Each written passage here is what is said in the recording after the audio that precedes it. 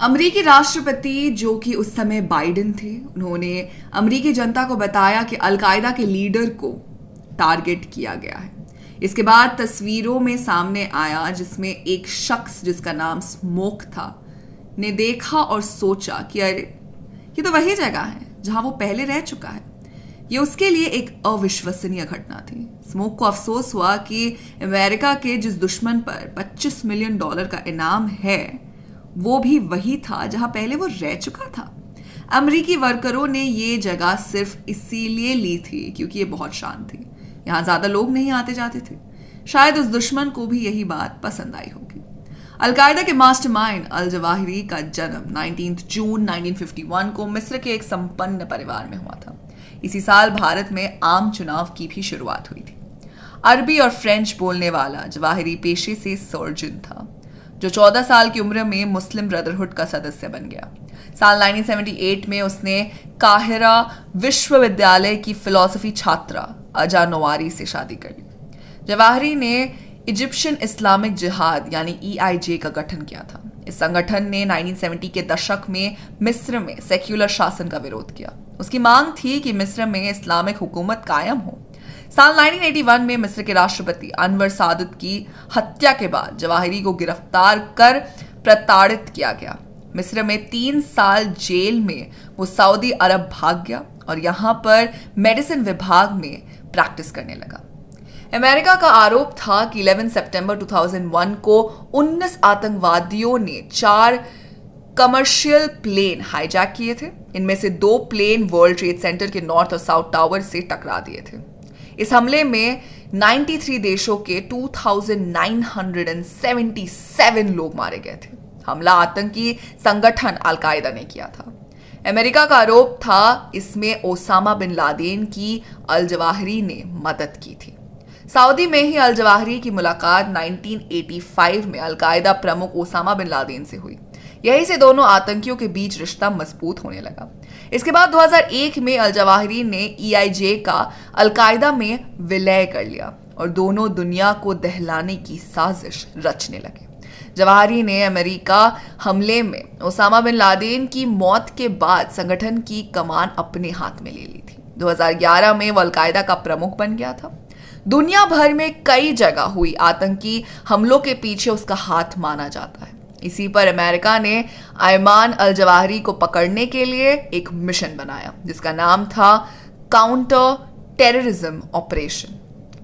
इसकी उत्पत्ति 1883 में आयरिश ब्यूरो या विशेष आयरिश शाखा के रूप में हुई, जिसे 1883 में न्यू स्कॉटलैंड यार्ड में तत्कालीन गृह सचिव पर विलियम हरकोर्ट द्वारा गठित किया गया था।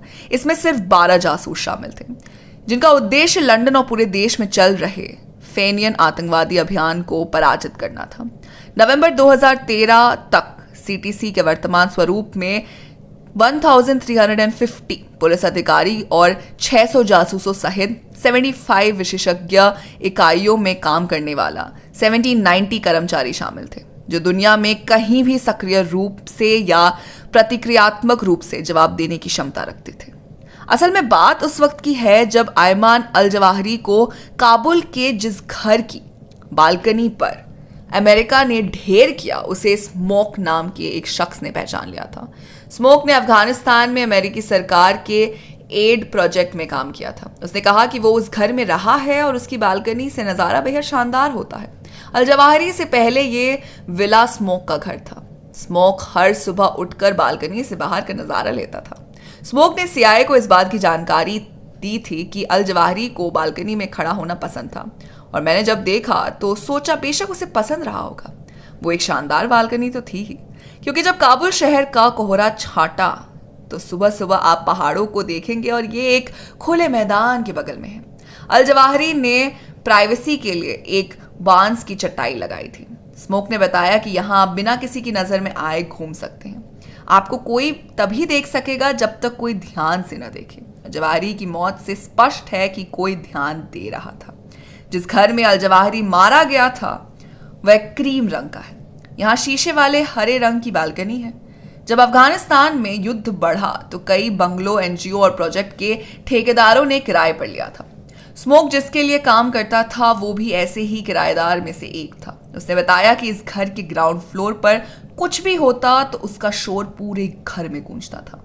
यहाँ पहुंचने के सड़क पर सिर्फ 2 रास्ते थे, अगर उन्हें ब्लॉक कर दे तो पूरा इलाका ब्लॉक हो जाएगा। अमेरिकी जासूस अफगानिस्तान पर तब से नजर रख रहे थे। जवाहिरी अपनी पत्नी और बेटी के साथ काबुल शहर में उसी खास जगह पर ऊंची दीवारों वाली सुरक्षित जगह में रह रहा था। जहां जवाहिरी रहता था वो काबुल की खास जगह थी, जहां कोई वरिष्ठ तालिबानी अधिकारी रहते थे। तब कुछ जासूसों ने अलकायदा नेता और उनके परिवार का साथ देने वाले नेटवर्क के बारे में पता लगाया। इसके बाद उसके घर तक पहुंच बनाई और वहां पर कड़ी निगरानी रखी गई। इसमें एक महिला पर खास नजर रखी गई थी जो जवाहिरी की पत्नी मानी जा रही थी।